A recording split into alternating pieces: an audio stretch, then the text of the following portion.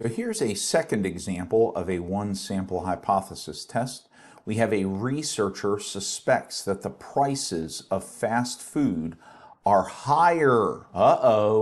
Suspects, alternative hypothesis, higher, greater than, higher in Atlanta than in the rest of the country. The national average for fast food meal is $9.12. A national average or an industry average or an industry standard is almost always some sort of population mean. So our population mean here, mu, is going to be $9.12. Okay, national average for a fast food meal is $9.12 with a standard deviation of 0.85. This is sigma here. That's our population standard deviation, 0.85. A sample of 17 typical meals. That's our sample size, 17. At fast food restaurants in Atlanta has a sample mean, X bar, of $9.73. Conduct a one sample hypothesis test to determine if the samples of $9.73, if the sample supports the claim that meal prices are higher, greater than, in Atlanta at the 0.02 level of significance. There's our alpha, okay? All right, so let's start with step one. Step one, our null hypothesis is going to be that, the meals in Atlanta, mu in Atlanta, is going to be the same as the rest of the country. It's going to be no different than. It's going to be equal to $9.12. And so you can see that since it's asking us to do a test to determine if the sample supports the claim that meal prices are higher, we're going to say that the price of meals in Atlanta, mu, are greater than $9.12. That's higher than. That's what we suspect. That's our alternative. And this is a right tail test. Okay. So for step two, we're going to identify mu. We're going to identify mu, which is right here, $9.12. Okay. We're also going to identify our X bar. X bar is right here, $9.73. That's from our sample. Our sample size, N, is 17. And our standard deviation from the population is 0.85. Okay. Our alpha, which is given to us over here, is 0.02. And so our p-value rejection rule is going to be to reject H sub O if our p-value, if p is less than 0.02. That's our alpha. Okay. All right, and so now step three, we're going to identify the critical z value. That's z star. And to get that, it's going to be based off of our alpha of 0.02, and it's a right tail test, so we're going to use the right side of the normal distribution. We are not going to divide by 2 because it's a one tail test. It's just the right tail. So we're going to go over here to distributions, and we're going to go down to the normal distribution, and we're going to leave a mean of 0, standard deviation of 1. We're going to go to next. And then we need to switch this to the right tail test. So we got to go over here and hit OK. Got to go down to the right tail test, hit OK. Come over here, and in here we're going to put in our alpha, which is 0.02. And that gives us our critical z value of 2.053749. 053749. So 2.053749. Now notice, we are not doing plus or minus here because it's a right tail test, so we're only dealing in positive numbers. And so now we're going to say that we're going to reject H sub O, the null hypothesis, if our z test statistic, if z is greater than 2.055379. Now I want to point something out here. Do you notice how I'm not doing the absolute value of z? That's because in this case, for a right tail test, the z has to be positive already, all by itself, in order to beat this positive number of 2.053749, okay, for a right tail test. All right, step 4, we're going to identify the standard error, which is going to be the standard deviation, which is 0.85, divided by the square root of the sample size, which is 17. So divided by the, let's make sure we can see this okay. That's a 7, that's a 1, then a 7, okay?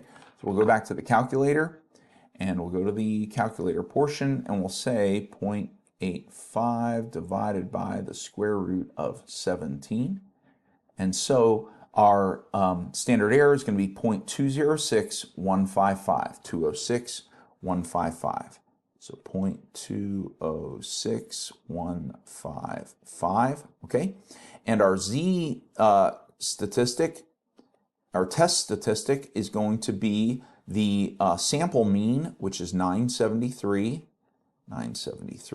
minus $9.12, divided by 0.85 over the square root of 17. Sorry, I'm trying to squeeze all that in there, equals. So we're going to do $9.73 minus $9.12, close parenthesis, divided by 0.85, that's the standard deviation, divided by the square root of the sample size, 17. And so our test statistic is going to be 2.958935. 958,935. So 2.958935, okay? We're going to have to do step 5 up here because we're running out of room. Step 5 asks us to identify the p-value, okay? The p-value, for the p-value, we're going to take the Z test statistic and plug it into the NumWorks calculator. So here we're going to go to the distributions again. And right in here, we're going to put, this is where we're going to put, we need the right tail, which we already have it on right tail. We're going to put the Z test statistic right here. The Z test statistic is 2.958, so 2.958, and then 935. 935, execute, and here's our p-value. And we don't have to multiply it by 2 because it's a right tail test. It's not a two-tail test. So what you see is the p-value, 0.001544, let's make this a 4, 001544. So 0.001544, okay? And now we can see that this p-value is definitely smaller, it's less than 0.02. And therefore, we can say reject H sub O. Why? Well, because P is less than 0.02, and guess what else? Look, here's our Z statistic. It's larger than 2.05 or 0.053749, and the Z statistic is greater than 2.053749. Okay, and so the p-value test and the Z test both agree in rejecting the null hypothesis. What does that mean? Well, that supports the hypothesis that meal prices are more expensive in Atlanta. By the way, this question is made up. Do not use this little example, this made-up fictional example, to argue with people over meal prices in Atlanta. I made all this up. If you want to find out the truth, you go collect your own data, make your own hypothesis. Okay. All right. So now we would need a confidence interval. So now we'll do our confidence interval. And you know what I think I'm going to do? I'm going to go to it, scroll down a little bit, and we'll do our confidence interval maybe right down here. Okay. And to do our confidence interval, we're going to need our standard error, which is right here, and we're going to need our Z star, which is right here. And so step 6, our confidence interval, sometimes we call it a CI, okay? We're going to do our X bar, which is 973. So we're going to do 9.73 plus or minus the Z star, 2.053749 times the standard error, which is 0.206155. Okay, so I'm going to go ahead and calculate this in the NumWorks calculator. So we're going to go to the calculator.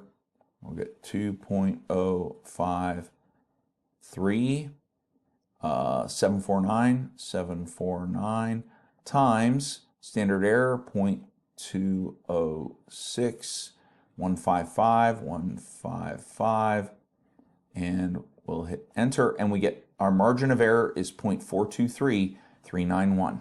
423,391. So 9.73 plus or minus 0.423391. So we're going to do 9.73 minus 0.423391. So 973 minus 0.423391. So the left end of our confidence interval is 9.307. So 9.307 less than or equal to mu. Mu is representing the population parameter of meal prices, fast food meal prices in Atlanta. Less than or equal to, now we got to do 973 plus the margin of error. Okay, so we'll come up here, hit execute, come over here, back up, add, there we go, and we get 10.153. 10.153. And here's what I want to show you, is that the null hypothesis, the mu from the null hypothesis, $9.12, is not in here. It's not between this number and this number. It's all the way over here. So it is not on the confidence interval. And if the mean from the null hypothesis, if it's not on the confidence interval, then we reject H sub O. So this supports this decision to reject H sub O, okay? All right, there's another example. I hope this helps. You may want to watch these examples once or twice and then work through the problems on the worksheet, and you should be pretty strong in doing these hypothesis tests.